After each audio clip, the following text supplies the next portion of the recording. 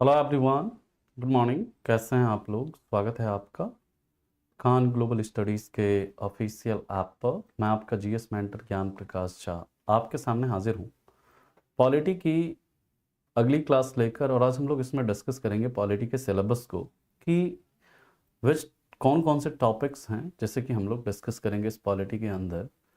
Hello Saif, राजा, विष्णु, आशीष, ओम, अंकित, मुस्कान, निशा, Praveen, PU, Vishnu, Arun, राजा,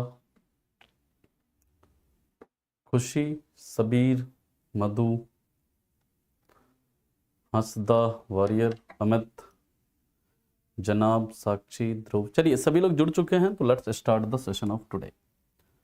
last class में हम लोगों ने देखा था what is polity and what is constitution. And वो हम लोगों ने देखा कि कॉन्स्टिट्यूशन जो है उसमें रिटन क्या होता है, अनरिटन कॉन्स्टिट्यूशन क्या होता है। साथ ही साथ हम लोगों ने देखा कि रिजिड और फ्लैक्सिबल कॉन्स्टिट्यूशन क्या है, और इंडिया के कॉन्स्टिट्यूशन का नेचर कैसा है ये भी हम लोगों ने देखा। हम लोगों ने देखा कि इंडिया का जो कॉन्स्टिट्यूशन है that is partially rigid and partially flexible, यानी कि अंशतः लचीला है और अंशतः क्या है, कठोर है। अब हम लोग आज डिस्कस करेंगे कि क्या क्या टॉपिक्स हम लोग पढ़ने वाले हैं किसके अंदर, पॉलिटी के अंदर। तो टॉपिक में एक एक टॉपिक मैं यहाँ पर लिख रहा हूँ, इससे कैसे सवाल बनते हैं ये मैं आपसे पूछूंगा, और जो भी मैं सवाल पूछूंगा उसे आप कहीं वन लाइनर के फॉर्म में क्या करिएगा, लिख लीजिएगा, क्योंकि वो पूछे गए सवाल होंगे। तो सबसे पहला जो है टॉपिक हम लोग पढ़ेंगे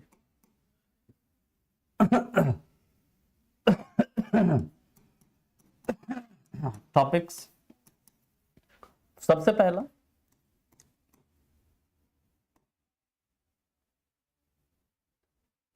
गवर्नमेंट। गवर्नमेंट यानी कि सरकार क्या होती है। इसी में हम लोग पढ़ेंगे कंपोजिशन ऑफ गवर्नमेंट भी। दूसरा हम लोग पढ़ेंगे टाइप ऑफ गवर्नमेंट, यानी कि सरकार कितने प्रकार के होते हैं, सरकार के प्रकार। तीसरा जो हम लोग टॉपिक पढ़ेंगे यहां पर that is governance system. Governance system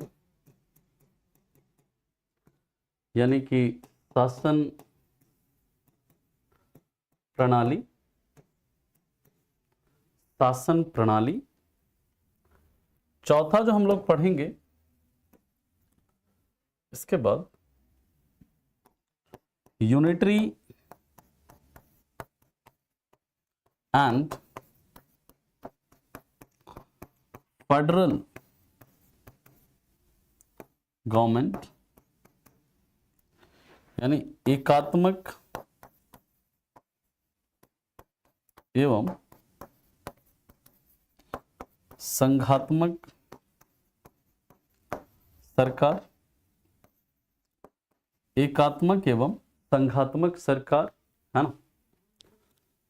सबसे पहले हम लोग पढ़ेंगे कि गवर्नमेंट क्या होता है ना, किसे हम गवर्नमेंट कहते हैं। फिर इसी में हम लोग पढ़ेंगे कंपोजिशन ऑफ गवर्नमेंट क्या है, यानी सरकार के क्या संगठन है, कि इसी में हम लोग देखेंगे लेजिस्लेटिव क्या है, यानी विधायिका क्या है, एग्जीक्यूटिव क्या है, कार्यपालिका क्या है, जुडिशियरी क्या है, न्यायपालिका क्या है, इन सब के बारे में हम लोग बात करेंगे।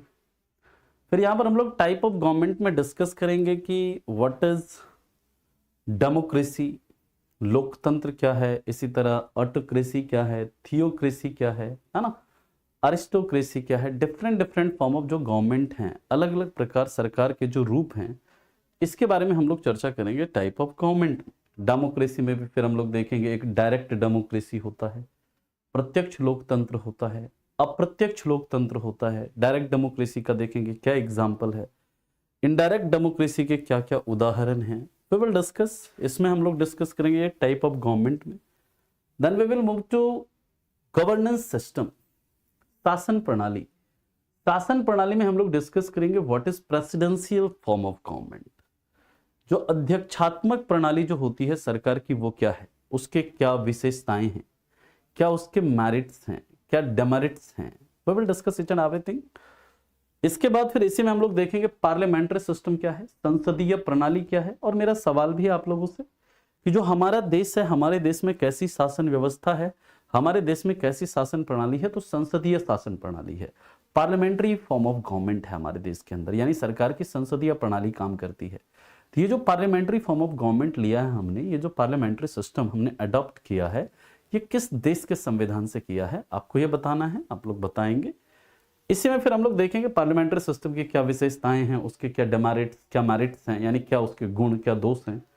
और इसके बाद फिर हम बात करेंगे unitary and federal form of government, कि सरकार की एकात्मक व्यवस्था का मतलब क्या है, यानी जो यूनिटरी गवर्नमेंट होता है उसके क्या फीचर्स हैं, उसकी क्या विशेषताएं हैं। और उसके बाद हम लोग बात करेंगे जो फेडरल गवर्नमेंट है, जो संघात्मक सरकार है, उसकी क्या विशेषताएं हैं, है ना, एक एक करके हम लोग देखेंगे। और आप लोग बिल्कुल सही बता रहे हैं, जो हमने पार्लियामेंट्री सिस्टम लिया है दैट इज फ्रॉम यूके और यू कैन से ब्रिटेन, वहां से हमने क्या लिया है, पार्लियामेंट्री फॉर्म ऑफ गवर्नमेंट लिया है। ठीक है, बात समझ में आ रही है। इस किस भाषा में समझा रहे हैं इंद्रसेन राठौर जी, आप ये बताइए, आप जब से आए बस सिर्फ हिंदी में समझा दो, किस भाषा में समझाया जा रहा है आप बताओ।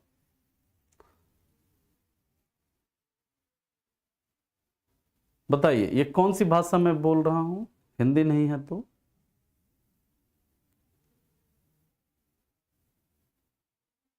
और everything is written in Hindi and English both, ये बाइलिंगुअल बैच है ना, हिंदी इंग्लिश दोनों में लिखा हुआ है। आपको क्या समस्या, कहां तकलीफ कहां हो रही है, आप ये बताइए। सारा सब्जेक्ट एक ही दिन, मतलब आपकी डेली लगभग 3-4 घंटे क्लास चलेगी, है ना, तो डिफरेंट डिफरेंट जीएस के सब्जेक्ट होंगे उसमें, है ना। आगे चला हम लोग, अगले पॉइंट पर मूव करें।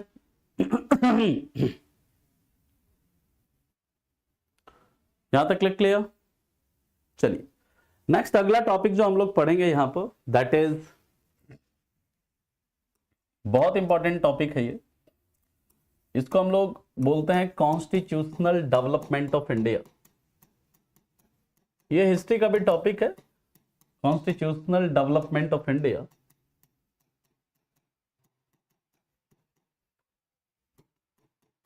या इसे हम कहते हैं भारत का संवैधानिक विकास, क्या बोलते हैं, भारत का संवैधानिक विकास। यही टॉपिक आपको कई बुक में हिस्टोरिकल बैकग्राउंड ऑफ कॉन्स्टिट्यूशन के नाम से मिलता है, हिस्टोरिकल बैकग्राउंड ऑफ कॉन्स्टिट्यूशन के नाम से मिलता है आपको यही टॉपिक, भारत का संवैधानिक विकास, है ना। ठीक है, जिसमें कि हम लोग पढ़ेंगे रेगुलेटिंग एक्ट क्या है ना, जिसमें हम लोग पढ़ेंगे पिट्स इंडिया एक्ट क्या है, एक्ट ऑफ सेटलमेंट क्या है ना। इसी में हम लोग पढ़ेंगे चार्टर अधिनियम क्या है 1793, चार्टर अधिनियम 1813, चार्टर एक्ट 1833, 1853। फिर बात करेंगे हम लोग government of India act 1858, Indian council act 1861, then we will discuss Indian council act 1892, Bharat शासन अधिनियम 1909, भारत शासन अधिनियम 1919, भारत शासन अधिनियम 1935, फिर भारत स्वतंत्रता अधिनियम 1947। ये सभी एक्ट्स हैं जिसे हम लोगों को पढ़ना है इसके अंदर। तो मेरा यहां से आपसे 2 सवाल है, बिल्कुल हो जाएगा योगेश, है ना, पढ़िए आप, आराम से हो जाएगा, है ना। पहला सवाल यह है कि आप ये बताइए कि किस अधिनियम के द्वारा हमारे देश के अंदर सांप्रदायिक निर्वाचन प्रणाली की शुरुआत हुई, किस अधिनियम से हमारे देश में कम्युनल इलेक्टोरल सिस्टम का क्या होता है, शुरुआत होता है, ये आपको बताना है। और दूसरा सवाल है किस अधिनियम को ब्लूप्रिंट ऑफ आवर कॉन्स्टिट्यूशन कहा जाता है, यानी हमारे संविधान का ब्लूप्रिंट किस अधिनियम को कहा जाता है, ये आपको बताना है। 2 सवाल है, आपको बताना है, फटाफट आप लोग बताइए। तो इसके अंदर पूरा हम लोग देखेंगे कॉन्स्टिट्यूशनल डेवलपमेंट, यानी कि भारत का संविधान जो है, संवैधानिक विकास कैसे कैसे हुआ है। ठीक है, आरआरबी हो जाएगा, बिल्कुल हो जाएगा, है ना। एनटीपीसी की बात कर रहे हैं ना, आरआरबी के जितने भी एग्जाम्स हैं रेलवे के, हो जाएगा इससे। अधिनियम को इंग्लिश में कहते हैं एक्ट, है ना। तो याद रखिएगा एक एक्ट था गवर्नमेंट ऑफ इंडिया एक्ट 1909, और गवर्नमेंट ऑफ इंडिया एक्ट 1909 के द्वारा क्या किया जाता है, कम्युनल इलेक्टोरल सिस्टम को क्या किया जाता है, शुरू किया जाता है, यानी कि सांप्रदायिक निर्वाचक प्रणाली को शुरू किया जाता है, जिसको हम लोग जानते हैं किसके नाम से, मॉर्ले मिंटो रिफॉर्म के नाम से भी जानते हैं, है ना, मॉर्ले मिंटो रिफॉर्म के नाम से भी जानते हैं उसी कानून को, उसी अधिनियम को। और जो मैंने दूसरा सवाल पूछा कि ब्लूप्रिंट ऑफ आवर कॉन्स्टिट्यूशन, यानी हमारे संविधान का ब्लूप्रिंट किसे कहा जाता है, एक्चुअली में याद रखिएगा हमारे संविधान में जो सबसे ज्यादा चीजें ली गई है वो कहां से ली गई है, भारत शासन अधिनियम 1935 से ली गई है, गवर्नमेंट ऑफ इंडिया एक्ट 1935 से ली गई है। और यही कारण है कि भारत शासन अधिनियम को ब्लूप्रिंट ऑफ आवर कॉन्स्टिट्यूशन या हमारे संविधान का ब्लूप्रिंट कहा जाता है। बात समझ में आ गई थी? ये जो 2 पॉइंट है ना, आपको वन लाइनर के फॉर्म में कहीं लिख लेना है इस चीज को, ठीक है। इसके बाद हम लोग छठा टॉपिक जो पढ़ेंगे,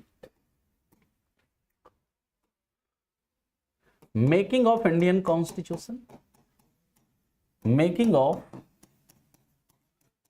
इंडियन कॉन्स्टिट्यूशन। और ये बहुत इंपॉर्टेंट टॉपिक है जिसमें हम लोग पढ़ेंगे भारतीय संविधान का निर्माण। और भारतीय संविधान के निर्माण की बात करें तो मेरा सवाल है आप लोगों से, आप लोग ये बताओ भारतीय संविधान का निर्माण, तो मेरा आप लोगों से सवाल है कि जो हमारी संविधान सभा थी, संविधान सभा जिसने कि हमारे देश के संविधान को बनाया, तो सबसे पहली बार हमारे देश में संविधान के निर्माण के लिए संविधान सभा की मांग किसने की? पहला सवाल यह है। और दूसरा सवाल आप ये बताएंगे, जो ब्रिटेन से हमारे देश में संविधान सभा के निर्माण के लिए जो कैबिनेट मिशन भेजा गया था, कैबिनेट मिशन को जो भारत भेजा गया था, उस कैबिनेट मिशन के अध्यक्ष कौन थे, यह आपको बताना है। तो बिल्कुल अनुरूप जी, आप बिल्कुल सही बता रहे हैं, लकी, वेरी गुड। सबसे पहले जो हमारे देश में संविधान सभा की मांग करी थी इन 1934, किसने करी थी? एमएन रॉय ने की थी, है ना। और याद रखिएगा, जो हमारा कॉन्स्टिट्यूएंट असेंबली के निर्माण के लिए, संविधान सभा के निर्माण के लिए हमारे देश में जो कैबिनेट मिशन को भेजा जाता है, कैबिनेट मिशन को भेजा जाता है, तो वो क्या करेंगे, वो उसके हेड कौन हुआ करते थे? उसके हेड हुआ करते थे लॉर्ड पैथिक लॉरेंस। कौन हुआ करते थे? लॉर्ड पैथिक लॉरेंस, है ना। सैफ अली, इस चैप्टर में जो आप बोल रहे हैं ना, हर एक वही चीज पढ़ेंगे। ये जो चैप्टर है ना, इस चैप्टर में जो आपने लिखा है सारा वही पढ़ेंगे कि हमारा कॉन्स्टिट्यूशन कैसे बना, कब लागू हुआ, कितने पेज हैं, कितने वर्ड हैं, है ना, पूरा डिटेल में एक एक चीज पढ़ेंगे हम लोग यहाँ पर, इसी चैप्टर में पढ़ेंगे वो, ठीक है, कि हमारा संविधान कब बनकर तैयार हुआ। एक सवाल और भी है मेरा, आप ये बताइए, जो हमारे संविधान सभा की सबसे बड़ी कमिटी थी, सबसे बड़ी समिति थी, है ना, वो नाम था उसका ड्राफ्टिंग कमेटी, या फिर जिसे हम लोग कहते हैं प्रारूप समिति, है ना। प्रारूप समिति के अध्यक्ष कौन थे? बी.आर. अंबेडकर थे, ये आपको पता है। उसमें टोटल 7 मेंबर थे, ये आपको पता है। लेकिन मेरा सवाल यह है कि ये जो ड्राफ्टिंग कमेटी है, प्रारूप समिति का गठन कब हुआ था, यानी इसका निर्माण किस दिन हुआ था, किस ईयर में हुआ था, आपको ये बताना है। फटाफट आप लोग बताइए, उधर डिस्कस करेंगे। आर्टिकल 32 को हमारे संविधान की आत्मा इसलिए कहते हैं क्योंकि आर्टिकल 32 अगर नहीं रहेगा ना, आपके जो भी फंडामेंटल राइट्स हैं उसका कोई मतलब नहीं रहेगा, है ना। आर्टिकल 32 आपको अधिकार देता है कि आप अपने फंडामेंटल राइट के प्रोटेक्शन के लिए सुप्रीम कोर्ट डायरेक्टली जा सकते हो, है ना। तो इसलिए आर्टिकल 32 को क्या कहते हैं? संविधान की आत्मा कहते हैं। जब आर्टिकल 32 डिस्कस करेंगे, we will discuss in detail. तो मेरा सवाल है कि जो ड्राफ्टिंग कमेटी है, ड्राफ्टिंग कमेटी की स्थापना कब हुई थी, ड्राफ्टिंग कमेटी का गठन कब हुआ, यह आपको बताना है। देखते हैं किसे किसे पता है। नेक्स्ट, इसके बाद हम लोग बात करेंगे source of Indian constitution.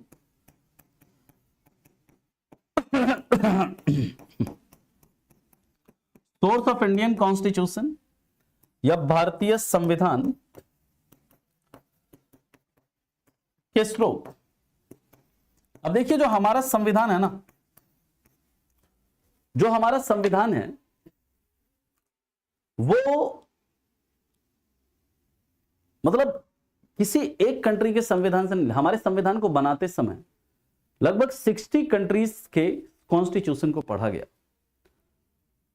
Very good, PU ने बिल्कुल सही बताया है। 29 अगस्त 1947, याद रखिएगा, हमारे ड्राफ्टिंग कमेटी का जो गठन हुआ था 29 अगस्त 1947 को हुआ था, और ये सभी डेट आपको मतलब इंपॉर्टेंट डेट है, ये सभी पता होना चाहिए।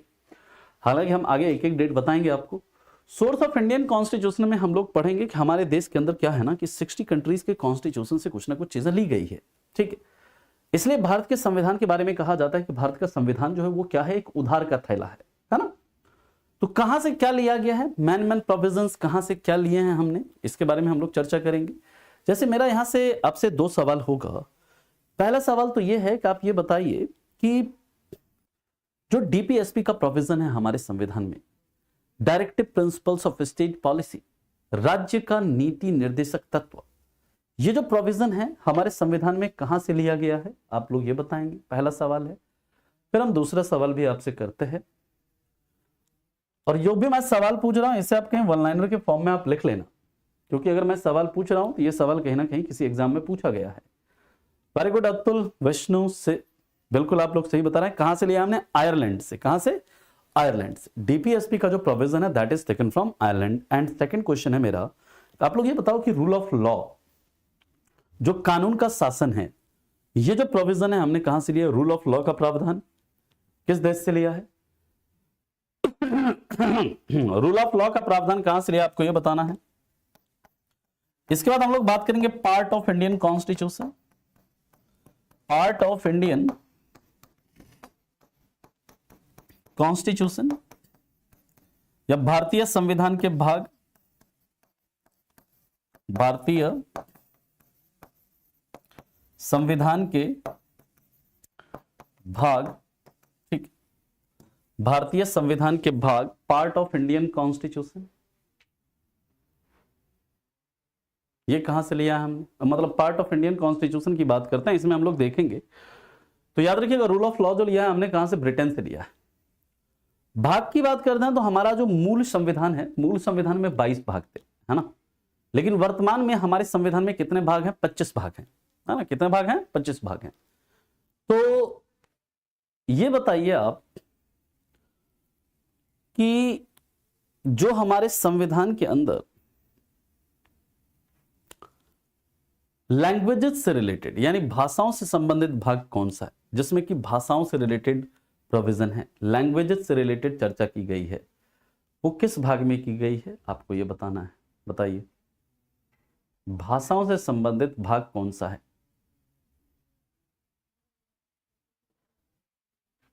Anyone,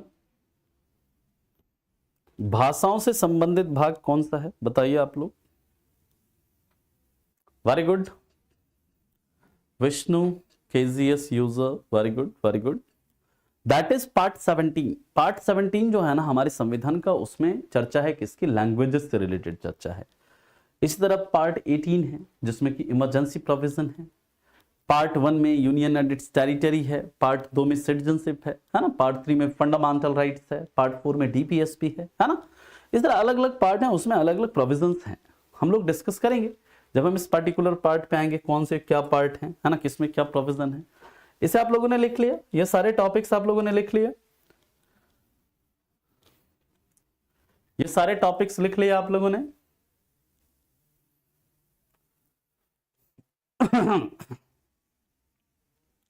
can I move? चलिए, इसके बाद जो अगला टॉपिक हमारा होगा that is schedule of our constitution, और ये बहुत इंपॉर्टेंट टॉपिक है। Schedule, schedule of our constitution, schedule of Indian constitution लिख लीजिए, स्केड्यूल ऑफ इंडियन कॉन्स्टिट्यूशन।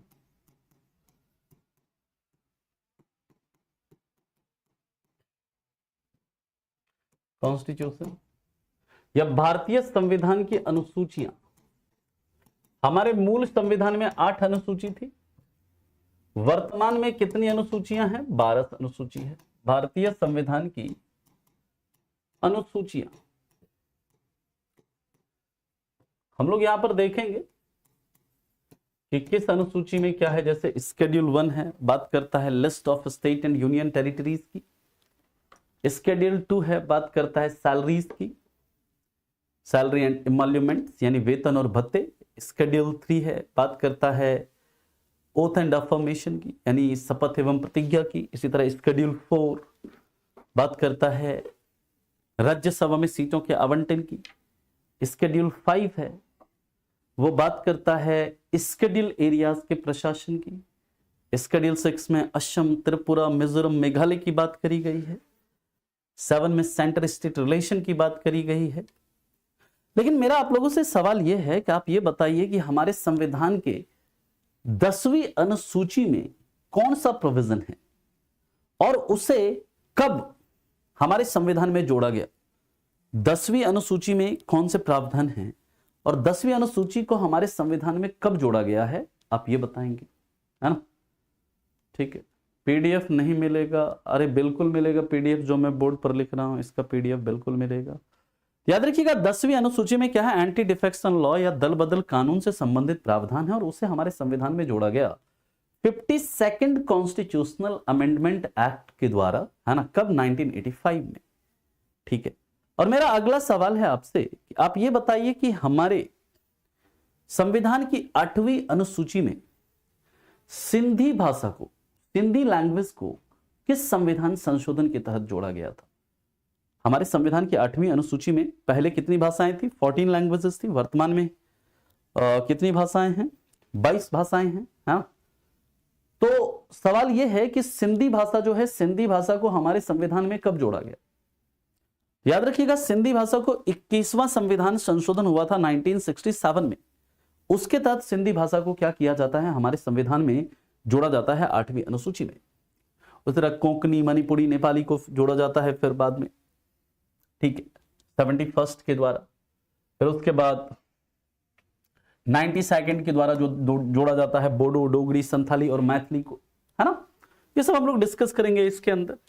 यहीं पर हम लोग डिस्कस करेंगे क्लासिकल लैंग्वेजेस क्या है ना, और भी कई सारी चीजों को डिस्कस करेंगे। इसके बाद अगला जो टॉपिक होगा हमारा, दैट इज प्रियम्बल। प्रियम्बल यानी जिसे हम लोग क्या बोलते हैं, प्रस्तावना। प्रस्तावना को ही क्या कहा जाता है, क्रक्स ऑफ आवर कॉन्स्टिट्यूशन, हमारे संविधान का, है ना, हमारे संविधान का क्या एक तरह से ये क्या है, सार है, क्रक्स है।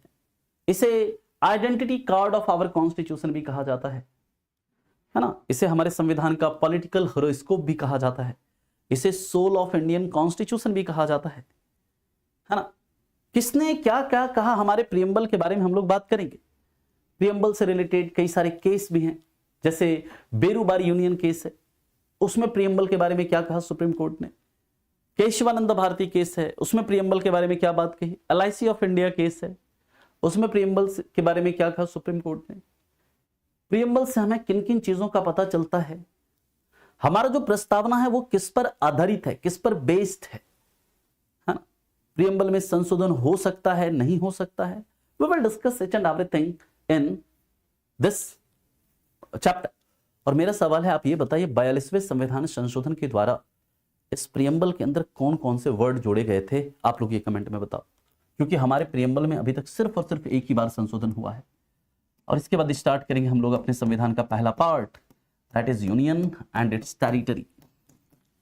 यूनियन एंड इट्स टेरिटरी, और इसी में हम लोग डिस्कस करेंगे आर्टिकल 1 से लेकर आर्टिकल 4 तक, यानी कि संघ एवं इसके राज्य क्षेत्र। यानी कि आप लोग अभी ये समझ लो कि पूरा जो आर्टिकल स्टार्ट होने में, यानी जो अनुच्छेद जो स्टार्ट होगा यहां तक आने में अभी हमें 1 महीने लगेंगे, 1 महीने कम से कम लगेंगे। तो आप लोग ये मतलब बीच में जो होता है ना, कई बच्चे सर आर्टिकल कब से पढ़ना शुरू करेंगे, आर्टिकल कब से सब पढ़ना शुरू करेंगे, तो वो काम नहीं करना है ना।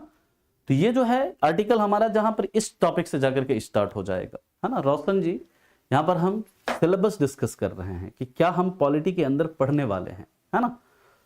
और 42वें संविधान संशोधन के द्वारा 3 वर्ड जोड़े गए थे, सोशलिस्ट, सेक्युलर एंड इंटीग्रिटी, यानी समाजवादी, पंथ निरपेक्ष और क्या, अखंडता। देखिए इस चैप्टर के अंदर हम लोग डिस्कस करेंगे कि इंडिया में जो मतलब आर्टिकल 1 है, आर्टिकल 1 क्या है, आर्टिकल 2 क्या है, आर्टिकल 3 क्या है, आर्टिकल 4 क्या है। इसी में हम लोग डिस्कस करेंगे कि कैसे आखिर स्टेट का रीऑर्गेनाइजेशन कैसे होता है ना, कैसे स्टेट का रीऑर्गेनाइजेशन होता है। इसी के अंदर हम लोग पढ़ेंगे। इसी के बाद अगला टॉपिक जो होगा रीऑर्गेनाइजेशन, रीऑर्गेनाइजेशन ऑफ स्टेट, राज्यों का पुनर्गठन कैसे कैसे हुआ, राज्यों का पुनर्गठन कैसे कैसे हुआ हमारे देश के अंदर, है ना, इसके बारे में पढ़ेंगे। यानी कि सिक्किम भारत का राज्य कैसे बनता है। इसी में हम लोग डिस्कस करेंगे कि जो अरुणाचल है, मिजोरम है, गोवा है, पुडुचेरी है ना, ये सभी कैसे भारत के राज्य कैसे बनते हैं, ये कैसे कैसे भारत में राज्यों का रीऑर्गेनाइजेशन होता है, राज्यों का पुनर्गठन कैसे कैसे होता है। We will discuss in this chapter. तो मेरा आप लोगों से एक सवाल है, आप लोग ये बताइए कि भारत जो है, किसी भारत के अंदर जो राज्यों के पुनर्गठन का अधिकार, यानी जो भारत के अंदर जो एग्जिस्टिंग स्टेट हैं उसके एरिया को, बाउंड्री को चेंज करने का अधिकार, उसको डिवाइड करके नया राज्य बनाने का अधिकार, ये किसके पास है, बता सकते हैं?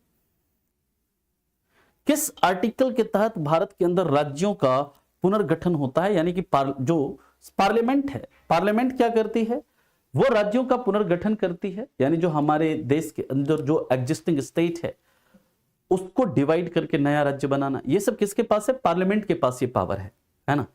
और मेरा दूसरा सवाल है आप लोगों से कि ये बताएंगे कि जो स्टेट रीऑर्गेनाइजेशन एक्ट है, मतलब स्टेट रीऑर्गेनाइजेशन कमीशन जो था, जिसका गठन 1953 में होता है ना, उसके हेड कौन हुआ करते थे। स्टेट रीऑर्गेनाइजेशन कमीशन या राज्य पुनर्गठन आयोग के अध्यक्ष कौन हुआ करते थे, आप लोग ये बताओ।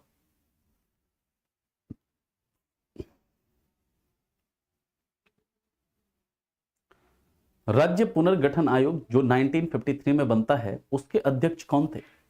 एनीवन? अस्केदर नहीं थे, ना ही सरदार वल्लभ भाई पटेल थे।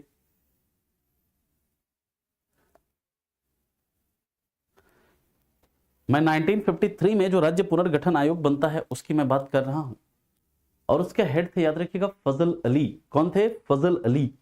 और उसमें 2 मेंबर भी थे, एच.एन. कुंजड़ू, के.एम. पनिक्कर, है ना। याद रखिएगा ये जो फजल अली थे, है ना, वही उसके क्या थे, स्टेट रीऑर्गेनाइजेशन कमीशन के हेड थे। इसके बाद की बात करते हैं, अगला जो टॉपिक हम लोग पढ़ेंगे दैट इज सिटीजनशिप। जो भी नंबर देख लीजिएगा, कौन सा नंबर है, 13th टॉपिक होगा, दैट इज सिटीजनशिप। सिटीजनशिप, नागरिकता। आप लोग जानते हैं हमारे देश में नागरिकता को प्राप्त करने के क्या क्या तरीके हैं। नागरिकता से रिलेटेड प्रोविजन जो है वो पार्ट 2 में है, आर्टिकल 5 से लेकर आर्टिकल 11 तक है, ठीक है। नागरिकता से संबंधित कानून बनाने का अधिकार संसद को है ना। नागरिकता से संबंधित अगर कोई कानून बनाना है तो वो अधिकार किसे है, संसद को। ऐसा कौन सा आर्टिकल हमारे संविधान का कहता है, यानी किस आर्टिकल में यह बात करी गई है कि नागरिकता से संबंधित कानून बनाने का अधिकार संसद को होगा, बताइए आप लोग। ये तो आपको पता है हमारे देश में सिटीजनशिप जो है, मतलब सिंगल सिटीजनशिप है, और ये सिंगल सिटीजनशिप का कॉन्सेप्ट हमने कहां से, ब्रिटेन से लिया है ना। और हमारे संविधान का आर्टिकल 11, याद रखिएगा, आर्टिकल 11 ये कहता है कि पार्लियामेंट को सिटीजनशिप से रिलेटेड कानून बनाने का अधिकार होगा, ठीक है। जो इसमें सिटीजनशिप को एक्वायर करने के क्या क्या तरीके हैं, है ना, लाइक बाय बर्थ कैसे सिटीजनशिप मिलती है, by registration, by acquisition of territory, by naturalisation, by descent. Bharat की नागरिकता कैसे मिलती है, इसे हम लोग डिस्कस करेंगे। भारत की नागरिकता को समाप्त कैसे करते हैं, बाय टर्मिनेशन क्या है, बाय डिप्रिवेशन क्या है ना, ये सब भी हम लोग डिस्कस करेंगे। साथ ही साथ इसमें और भी कई सारे मुद्दे हैं जिसको हम लोगों को डिस्कस करना है। 14th टॉपिक जो हम लोग पढ़ेंगे that is fundamental right. Fundamental right जो हमारा मूल संविधान था, मूल संविधान में कितने मौलिक अधिकार थे, कितने मूल अधिकार थे, तो मूल संविधान में हमारे पास मूल अधिकार थे 7, लेकिन वर्तमान में कितने फंडामेंटल राइट हैं, 6। क्योंकि एक फंडामेंटल राइट हुआ करता था जिसका नाम था राइट टू प्रॉपर्टी, संपत्ति का अधिकार, है ना, संपत्ति का अधिकार। तो उसे हमारे फंडामेंटल राइट के लिस्ट से डिलीट कर दिया गया 44वें संविधान संशोधन अधिनियम 1978 के द्वारा, और उसे एक लीगल राइट बना दिया गया अंडर आर्टिकल 300A या 300 क के तहत। तो वर्तमान में कितने फंडामेंटल राइट हैं, 6 हैं, है ना। और याद रखिएगा इसके अंदर मौलिक अधिकार के अंदर हम काफी डिटेल में, ये जो चैप्टर ज्यादा इंपॉर्टेंट है ना, अभी आपको बताएंगे किस चैप्टर में कितना टाइम लगने वाला है ना। हम लोग यहां पर बात करेंगे फंडामेंटल राइट का जो कॉन्सेप्ट हमने यूएसए से लिया है, और ये हमारे संविधान के भाग 3 में है, आर्टिकल 12 से लेकर आर्टिकल 35 तक है ना। और याद रखिएगा, जब फंडामेंटल राइट की बात करते हैं तो मेरा आप लोगों से सवाल है, आप ये बताइए कि कौन सा फंडामेंटल राइट ये बात करता है मानव दुर्व्यापार तथा जो बलात्श्रम है उसका निषेध होगा। किस आर्टिकल में यह बात करी गई है? ह्यूमन ट्रैफिकिंग और फोर्स्ड लेबर जो है वो क्या रहेगा? प्रोहिबिट रहेगा। वो है, याद रखेंगे, कौन सा आर्टिकल? कौन सा? आर्टिकल 23। आर्टिकल 23 में यह बात करी गई है। ठीक, इसी तरह अबॉलिशन ऑफ टाइटल्स यानी उपाधियों के अंत की चर्चा किस आर्टिकल में है? तो उपाधियों के अंत की बात किस में करी गई है? आर्टिकल 18 में करी गई है ना। We will discuss each and everything in very detail, बहुत डिटेल में हम चर्चा करेंगे इस चैप्टर में। इसके बाद हम लोग बात करेंगे directive principles of state policy. देखिए, directive principle of state policy ना, इससे कई बार सवाल बनता है आपका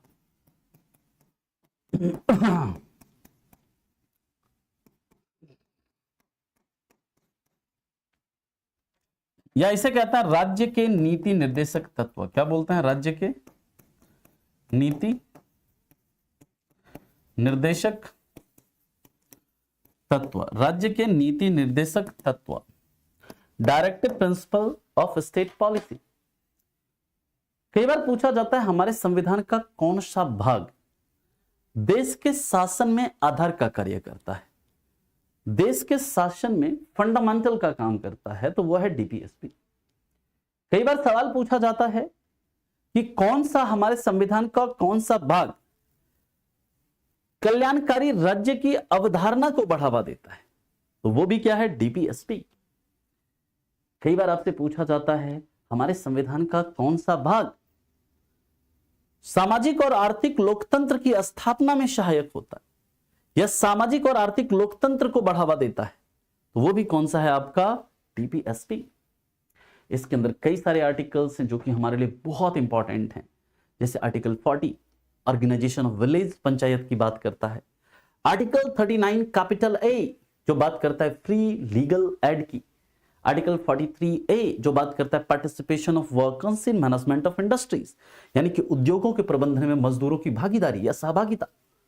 इसी तरह है आर्टिकल 44 जो बात करता है यूनिफॉर्म सिविल कोड की। इसके जो आर्टिकल्स हैं वहां से आपके एग्जाम में बहुत सवाल बनते हैं। इसी तरह यहां पर आर्टिकल 49 जो बात करता है कि जो हमारे राष्ट्रीय महत्व के जो स्मारक हैं उसके सुरक्षा की बात करता है। आर्टिकल 50 बात करता है कार्यपालिका और न्यायपालिका के पृथक्करण की। आर्टिकल 51 बात करता है इंटरनेशनल पीस एंड सिक्योरिटी की। तो इसके अंदर ये जो articles, these articles are very very important. इसके बाद जो अगला टॉपिक पढ़ेंगे हम लोग, दैट इज फंडामेंटल ड्यूटीज। छोटा सा टॉपिक है लेकिन बहुत इंपॉर्टेंट टॉपिक है। फंडामेंटल ड्यूटीज या जिसे हम कहते हैं मूल कर्तव्य, मूल कर्तव्य। और ये जो मूल कर्तव्य है ना, याद रखिएगा ये कहां पर है? ये हमारे संविधान के भाग 4A में है, भाग 4 क में है। लेकिन हमारे मूल संविधान में ये फंडामेंटल ड्यूटीज नहीं था। इसे हमने कहां से, याद रखिएगा, इसे हमने किधर से लिया था? इसे हमने लिया था रूस से। लेकिन रूस उस समय रूस नहीं हुआ करता था, रूस का नाम हुआ करता था USSR, union of Soviet socialist Republic, है ना। लेकिन इसको लाने के पीछे क्या वजह थी, तो इसमें हम लोग जब जाएंगे तो वहां पर बात करेंगे कि कैसे इंदिरा गांधी ने सरदार स्वर्ण सिंह कमेटी बनाई और सरदार स्वर्ण सिंह कमेटी ने क्या रिकमेंडेशंस दिए, और सरदार स्वर्ण सिंह कमेटी के रिकमेंडेशंस पर फंडामेंटल ड्यूटीज को हमारे संविधान में जोड़ा गया by 42nd constitutional amendment act of 1976, 42वें संविधान संशोधन अधिनियम 1976 के द्वारा। लेकिन उस समय याद रखिएगा 10 ही ड्यूटी जोड़े गए, 10 ही कर्तव्य जोड़े गए थे। 11वां कर्तव्य जो जोड़ा गया इसमें वो जोड़ा गया बाय 86वां संविधान संशोधन अधिनियम 2002। यानी कि वर्तमान में अगर हम बात करें तो हमारे कितने मूल कर्तव्य हैं? 11 मूल कर्तव्य हैं। ठीक, बात समझ में आ रही? और जो 86वां संविधान संशोधन उसके द्वारा कौन सा कर्तव्य जोड़ा गया? हर गार्जियन, हर पेरेंट का यह कर्तव्य होगा कि वो अपने 6 से 14 वर्ष के बच्चों को कहां भेजे? विद्यालय भेजे। क्या जोड़ने के पीछे वजह थी, ये सब हम लोग चर्चा करेंगे। है ना। तो ये फंडामेंटल ड्यूटीज है, टोटल 11 फंडामेंटल ड्यूटीज है, इसके बारे में हम लोग चर्चा करेंगे क्या होता है। नेक्स्ट है 17 टॉपिक जो हम लोग पढ़ेंगे, दैट इज प्रेसिडेंट। प्रेसिडेंट या राष्ट्रपति। राष्ट्रपति, अब देखिए आपको अभी तक पहले जो टॉपिक्स हमने पढ़े हैं किसमें, हाँ वो आपको खुद लिखना है रेयाना, है ना, आपको खुद लिखना है, मैं एक एक पॉइंट लिख पाऊंगा नहीं, जब यहां पर पढ़ेंगे हम लोग ये चीज पढ़ेंगे, इसलिए मैंने बोला था कि वन लाइनर के फॉर्म में आपको लिखना है, लिख लीजिए। अब देखिए प्रेसिडेंट की जब बात करते हैं तो हमारे संविधान का आर्टिकल 52 बात करता है there shall be a president of India, है ना। मेरा आप लोगों से दो सवाल है यहां से, एक तो ये सब बताइए कि कौन सा आर्टिकल हमारे संविधान का ये बताता है कि प्रेसिडेंट जो है वो री एलिजिबल है अपने पोस्ट को होल्ड करने के लिए, यानी जो कि प्रेसिडेंट के री एलिजिबिलिटी की बात करता है, पुनर्निर्वाचन के लिए योग्यता की बात करता है। किस आर्टिकल में यह बात किया गया है कि राष्ट्रपति जो होते हैं वो पुनर्निर्वाचन के लिए क्या होते हैं, योग्य होते हैं। पहला तो यह है। और दूसरा सवाल है कि राष्ट्रपति के महाभियोग का जो चर्चा है, मतलब महाभियोग का जो प्रोसेस है वो किस आर्टिकल में है।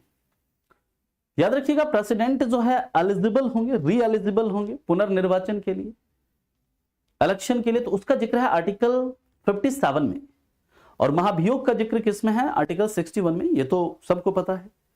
अब देखिए आपको मैं बता दूं, मतलब कि जो हमारा जो टॉपिक ये सब जो हम लोगों ने पढ़ा है कितने कितने उसमें पहले ये खत्म होगा। जैसे ये जो बेसिक है ना, लेकर यहां से लेकर यहां तक मोटा मोटी आप मान के चलिए, यहां तक आने में हमें कम से कम लगभग 8 से 9 क्लास लगेगा इस पॉइंट तक आने में। 8 से 9 क्लास के आसपास मान लीजिए हमें यूनिटरी एंड फेडरल गवर्नमेंट तक आने में लगेगा, यहां तक। इसके बाद कॉन्स्टिट्यूशनल डेवलपमेंट ऑफ इंडिया, इसमें आपके 2 से 3 लेक्चर्स चाहेंगे। मेकिंग ऑफ इंडियन कॉन्स्टिट्यूशन में आपके 2 से 3 लेक्चर्स चाहेंगे, आप ध्यान से सुन लो। फिर sources of Indian constitution 1 lecture होगा। पार्ट ऑफ इंडियन कॉन्स्टिट्यूशन, इसमें आपका 1 लेक्चर होगा। स्केड्यूल ऑफ इंडियन कॉन्स्टिट्यूशन, ये आपके 2 लेक्चर्स में होंगे, 2 लेक्चर इसमें लगेंगे आपके। प्रियम्बल में आपका मोटा मोटी 2 लेक्चर के आसपास प्रियम्बल में भी जाएगा। यूनियन एंड इट्स टेरिटरी, इसमें आपका 1 लेक्चर जाएगा। फिर रीऑर्गेनाइजेशन ऑफ स्टेट, इसमें आपका 2 लेक्चर जाएगा। आप टोटल जोड़ सकते हैं कितने लेक्चर्स आपके होंगे। सिटीजनशिप में आपका 3 लेक्चर जाएगा, यानी कि 3 लेक्चर में आपका ये कंप्लीट होगा। फंडामेंटल राइट्स बहुत बड़ा टॉपिक है, बहुत इंपॉर्टेंट टॉपिक है, और इसमें अराउंड इसमें हम लोग 15 लेक्चर्स के आसपास होंगे। इसके अंदर फंडामेंटल राइट के अंदर 15 लेक्चर होंगे। फिर इसके बाद directive principle of state policy के अंदर मोटा मोटी मान लीजिए कि आपका 2 से 3 लेक्चर के आसपास होगा डीपीएसपी में। इसमें 15 मतलब 15 10 से 15 के बीच में होगा, मैक्सिमम मैंने बोला है 15 होगा, 10 से 15 के बीच में इसमें होगा। Directive principle of state policy में 3 से 4 लेक्चर्स होंगे आपके। फंडामेंटल ड्यूटीज आपका 1 लेक्चर का है, और प्रेसिडेंट में कम से कम आपका 10 लेक्चर जाएगा। 10 लेक्चर्स आपके प्रेसिडेंट के अंदर होंगे। इतने लेक्चर्स में आपका कौन सा टॉपिक कंप्लीट होने वाला है। इसके बाद हम लोग पढ़ेंगे वाइस प्रेसिडेंट, जो भी टॉपिक नंबर है देख लीजिएगा। वाइस प्रेसिडेंट या जिसे हम कहते हैं उपराष्ट्रपति, उपराष्ट्रपति, यह आपका 1 लेक्चर में कंप्लीट होगा उपराष्ट्रपति। और उपराष्ट्रपति से मेरा आप लोगों से सवाल है, आप ये बताएंगे कि कौन सा आर्टिकल हमारा ये कहता है, कौन सा आर्टिकल हमारा ये कहता है कि जो वाइस प्रेसिडेंट है, vice president is ex officio chairman of Rajya Sabha. किस आर्टिकल में यह बात करी गई है कि उपराष्ट्रपति जो होते हैं वो राज्यसभा के पदेन सभापति होते हैं, यह आपको बताना है। इसके बाद हम लोग पढ़ेंगे काउंसिल ऑफ मिनिस्टर। आर्टिकल 74 हमारे संविधान का कहता है there shall be a council of minister headed by prime minister to aid and advise president. Council of minister यानी क्या, मंत्री परिषद। क्या है, मंत्री परिषद। इसके बारे में हम लोग चर्चा करेंगे यहां पर, ठीक है, काउंसिल ऑफ मिनिस्टर की। इसके बाद की बात करते हैं तो हम लोग फिर पढ़ेंगे इसी काउंसिल ऑफ मिनिस्टर के बाद हम लोग एक टॉपिक पढ़ेंगे अटॉर्नी जनरल ऑफ इंडिया। इस पद का गठन किस आर्टिकल के तहत होता है बताओ आप लोग। Attorney general of India Bharat का महान्यायवादी किस आर्टिकल के तहत होता है? आर्टिकल 76 के तहत इस पद का गठन होता है। और हमारे देश के जो पहले अटॉर्नी जनरल ऑफ इंडिया थे वो कौन थे? वो थे, याद रखेंगे, MC सीतलवार थे, है ना। इसके बाद की बात करते हैं, इसमें सभी में देखिए एक लेक्चर इसमें, एक लेक्चर इसमें और एक लेक्चर इसमें जाएगा आपका। इसके बाद हम लोग बात करेंगे पार्लियामेंट, पार्लियामेंट या फिर जैसे हम लोग कहते हैं संसद। ये लगभग आपका, ये मान लो मोटा मोटी आपका इसमें 15 से 20 के बीच में इसमें लेक्चर्स होंगे आपके पार्लियामेंट में, क्योंकि ये बहुत इंपॉर्टेंट है। और मेरा सवाल है आप लोगों से, आप लोग ये बताइए कि मनी बिल जो धन विधेयक है, धन विधेयक को पारित करने से संबंधित प्रक्रिया किसमें है?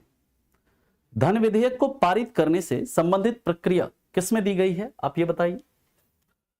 इसके बाद हम लोग बात करेंगे सुप्रीम कोर्ट, सुप्रीम कोर्ट या फिर जिसे हम कहते हैं सर्वोच्च न्यायालय, सर्वोच्च न्यायालय।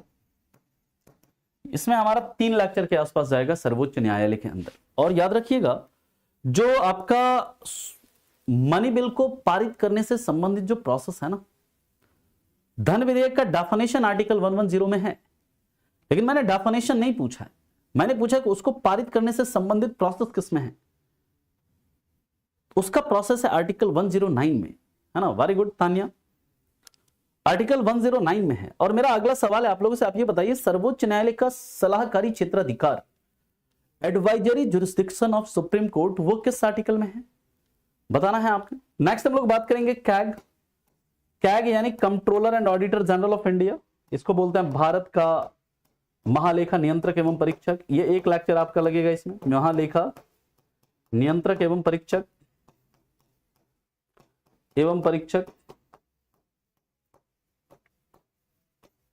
भारत का महालेखा नियंत्रक एवं परीक्षक, कैग के बारे में पढ़ेंगे इसमें। और भारत के पहले कैग कौन थे? वी नरहरि राव, आर्टिकल 148 में इनका जिक्र है ना। इसके ऊपर भी हम लोग चर्चा करेंगे, याद तक पहले लिखिए, इसके बाद आगे के टॉपिक्स को डिस्कस करते हैं।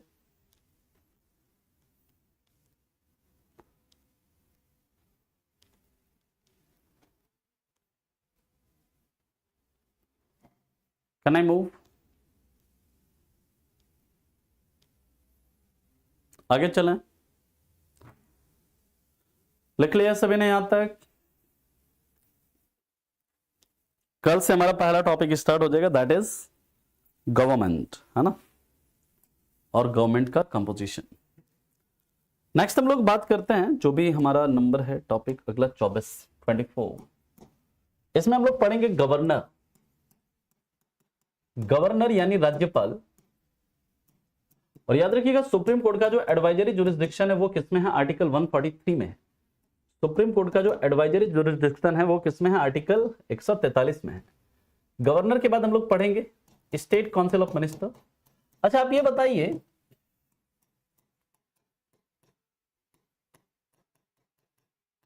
कि गवर्नर का जो टर्म का उल्लेख किस आर्टिकल, अपॉइंटमेंट ऑफ गवर्नर जो होता है, अपॉइंटमेंट ऑफ गवर्नर, टर्म नहीं, अपॉइंटमेंट ऑफ गवर्नर जो है वो किस आर्टिकल के में दिया गया है? अपॉइंटमेंट ऑफ गवर्नर का यानी राज्यपाल की नियुक्ति का प्रावधान। इसके बाद देखिए स्टेट काउंसिल ऑफ मिनिस्टर के बाद एक छोटा सा टॉपिक है एडवोकेट जनरल ऑफ स्टेट। जैसे अटॉर्नी जनरल ऑफ इंडिया है ना, उसी तरह एडवोकेट जनरल ऑफ स्टेट, राज्य का महाधिवक्ता, राज्य का महाधिवक्ता,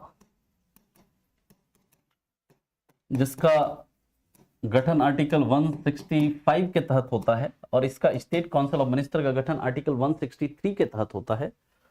और राज्यपाल की नियुक्ति जो है ना वो प्रेसिडेंट के द्वारा की जाती है प्राइम मिनिस्टर की सलाह पर, ऐसा आर्टिकल 155 में दिया गया है, आर्टिकल 155 में दिया गया है, ठीक है। इसके बाद हम लोग बात करेंगे स्टेट लेजिस्लेचर, स्टेट लेजिस्लेचर यानी राज्य विधानमंडल, स्टेट लेजिस्लेचर यानी राज्य विधानमंडल। और मेरा आप लोगों से यहां से सवाल है, आप ये बताएंगे, 2 सवाल है। सबसे पहला, तो कितने राज्यों में बाई कैमरल लेजिस्लेचर है, यानी द्विसदनात्मक विधानमंडल कितने राज्यों में है? सबसे पहला सवाल है। दूसरा सवाल फिर अभी आपसे पूछते हैं, पहले सवाल का उत्तर दो। इसके बाद हम लोग बात करेंगे हाई कोर्ट, हाईकोर्ट यानी कि उच्च न्यायालय, उच्च न्यायालय। तो वर्तमान में 6 राज्य ऐसे हैं जहां पर कि क्या है आपका बाई कैमरल लेजिस्लेचर है। 6 स्टेट में है, UP, Bihar, Karnataka, Maharashtra, Andhra Pradesh and Telangana. These are 6 state which are bicameral legislature. और दूसरा सवाल है मेरा आपसे कि आप ये बताइए किसी भी स्टेट के अंदर जो लेजिस्लेटिव काउंसिल को क्रिएट या अबॉलिश किया जाता है, किसी भी राज्य के अंदर जो विधान परिषद है उसका गठन या जो समाप्ति किया जाता है वो किस अनुच्छेद के तहत किया जाता है, आपको ये बताना है। इसके बाद हम लोग पढ़ेंगे centre state relation. Centre state relation, केंद्र राज्य संबंध, केंद्र राज्य संबंध है ना, जिसमें कि हम लोग देखेंगे आर्टिकल 249 क्या है, आर्टिकल 248 क्या है ना, और भी कई सारे इसमें आर्टिकल हैं। आर्टिकल 263 क्या है। इसमें केंद्र राज्य संबंधों के ऊपर चर्चा करेंगे हम लोग, है ना, कि राज्य सूची में कितने विषय हैं, संघ सूची में कितने विषय हैं, समवर्ती सूची में कितने विषय हैं। वेरी गुड सुरभि, बिल्कुल आपने सही बताया है। आर्टिकल 169 के तहत किसी भी राज्य में क्या होता है आपका लेजिस्लेटिव काउंसिल को क्रिएट या अबॉलिश किया जाता है। और मेरा अगला सवाल है कौन सा आर्टिकल हमारे संविधान का ये कहता है कि हाईकोर्ट भी रिट इशू कर सकता है। हाईकोर्ट का जो रिट जारी करने का जो पावर है वो किस आर्टिकल के तहत है, यह आपको बताना है। हाईकोर्ट को जो रिट जारी करने का पावर दिया गया है वो किस आर्टिकल के तहत दिया गया है, यह आपको बताना है। बताइए। वेरी गुड अतुल, बिल्कुल आपने सही बताया है, दैट इज आर्टिकल 226। बहुत बढ़िया। अब इसके बाद अगले सवाल पर चलते हैं, अगले पॉइंट पर चलते हैं। नेक्स्ट टॉपिक जो है हमारा सेंटर स्टेट रिलेशन के बाद, that is constitutional and non constitutional body. Constitutional and non constitutional body, constitutional and non constitutional body यानी संवैधानिक और असंवैधानिक आयोग, संवैधानिक और संवैधानिक तथा असंवैधानिक निकाय। मेरा सवाल है आप लोग ये बताइएगा कि NHRC, national human rights commission का जो गठन हुआ है वो किस वर्ष में हुआ है। नेशनल ह्यूमन राइट्स कमीशन का गठन किस वर्ष में हुआ है, आपको यह बताना है। फटाफट आप लोग बताइए, फिर मैं दूसरा सवाल पूछूंगा। नेक्स्ट जो है इसके बाद हम लोग बात करेंगे लोकल गवर्नमेंट। लोकल गवर्नमेंट यानी स्थानीय सरकार की बात करेंगे, स्थानीय सरकार। और इसके बाद जो अगला टॉपिक होगा that is constitutional amendment. Constitutional amendment या फिर जिसे हम कहते हैं संविधान संशोधन, amendment. These are the topics. संविधान संशोधन,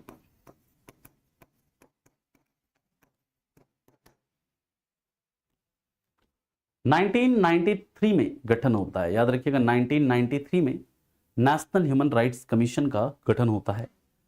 और ये बताइए फाइनेंस कमीशन का गठन किस आर्टिकल के तहत होता है। फाइनेंस कमीशन का गठन किस आर्टिकल के तहत होता है, यह आपको बताना है। बताइए। वित्त आयोग का गठन किस आर्टिकल के तहत होता है, तो आर्टिकल 280। Good good. अब लोकल गवर्नमेंट में हम लोग बात करेंगे, तो लोकल गवर्नमेंट में यहां पर हम लोग बात करेंगे पंचायत क्या है, म्युनिसिपैलिटीज क्या है। तो मेरा एक सवाल है, सबसे पहले पंचायती राज को लागू करने वाला राज्य, हमारे देश में सबसे पहले पंचायती राज को लागू करने वाला राज्य कौन सा है, बता सकते हैं। सबसे पहले पंचायती राज को लागू करने वाला राज्य कौन सा है, तो राजस्थान। कहां पर किया था राजस्थान ने, नागौर में किया था। कब, 1959 में, है ना, 2 अक्टूबर 1959 को किया गया था। ठीक है। और हमारे देश में जो त्रिस्तरीय पंचायती राज व्यवस्था है इसको रिकमेंड करने वाले कौन थे, बलवंत राय मेहता। इसलिए बलवंत राय मेहता को भारत के अंदर पंचायती राज सिस्टम का पिता भी कहा जाता है ना। बलवंत राय मेहता को पंचायती राज व्यवस्था का पिता भी कहा जाता है, किसके अंदर, भारत के अंदर।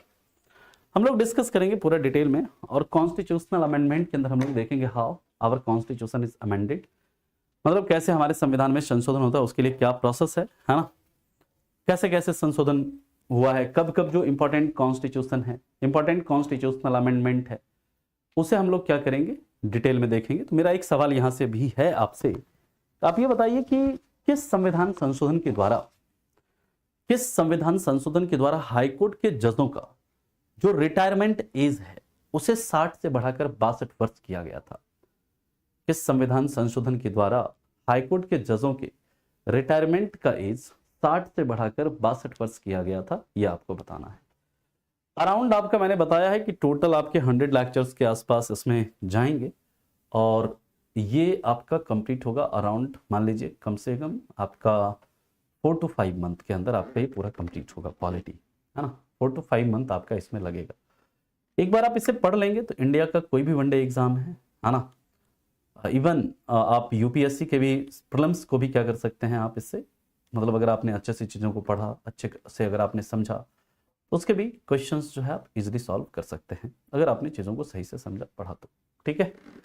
और याद रखिएगा, जो संविधान संशोधन जिसके द्वारा हाईकोर्ट के जजों का जो रिटायरमेंट एज है 60 से बढ़ाकर 62 वर्ष किया गया, वो किया गया था किसके द्वारा? 15वें संविधान संशोधन 1963 के द्वारा, 15 कॉन्स्टिट्यूशनल अमेंडमेंट एक्ट ऑफ 1963 के द्वारा, है ना। तो दोस्तों अभी के लिए हम लोग इतना ही रखेंगे और मिलते हैं। किसी को कोई डाउट है, कोई सवाल है किसी का, तो आप पूछ सकते हो।